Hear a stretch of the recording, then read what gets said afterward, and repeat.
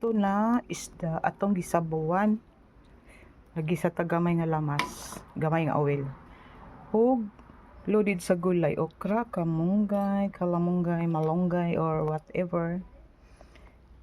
Naay cabbage, pichay og mustasa. Ayan ang sarap.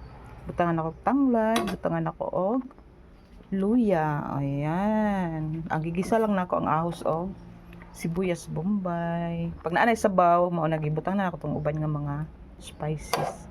O di ba ang sarap? And very healthy kay daghan siya gulay. Yan, oh, saskuha pa.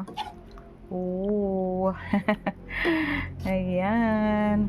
Kani mustasa makapalami gyud ni siya sa sabaw basta naay mustasa. Tilawan imong sabaw pag pay mustasa unya pag naa na imong tilawan. Diba? Naagi changes ang lasa. Thank you for watching mga palangka. I love you. Mga una. Ingat ang lahat.